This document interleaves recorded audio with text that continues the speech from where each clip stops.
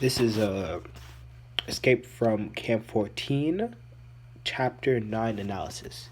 Now, in this chapter,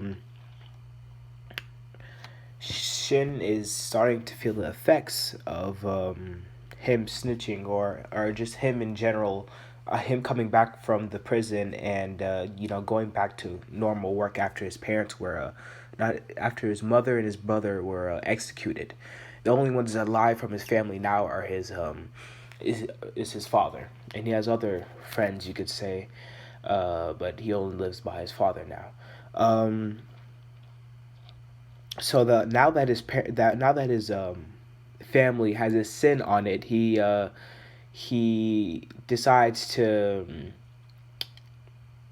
he now that his family has sin, people on the camp know that, the teachers know that, and everybody knows it pretty much. So the thing is, within the camp, right, usually the parents are executed, but the children are not, and the children usually just disappear, but aren't killed. Um, so pretty much, he Shin came into the camp, feeling all tough and everything like that because he snitched, and he feels like he's the man now. So as he returns to the camp, he goes to school for the first day, and his teacher confronts him. His teacher asks why when he knew his mother was escaping to leave, why didn't he tell the teacher first? Because if he told the teacher would have been given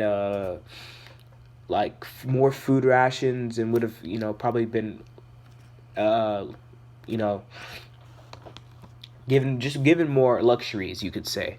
And now that his teacher is mad at him, the teacher decides to beat Sin in front of the whole class, and this shows a sign of he's just embarrassed. Sin's embarrassed that he got beat in front of his whole class and everything like that, um, and his and it just shows how desperate people are within the camp. So like his teacher just wanted his teacher wanted him to snitch on his old family for the benefit of himself. So this shows how everybody feels within the camp and how desperate everybody is just to get a small benefit. So on his second day, Sin was pulling on a pull. He was pulling a cart of straw. And while doing this work, it's tough work. Some of his wounds had opened from the previous torture and from the beating from his teacher.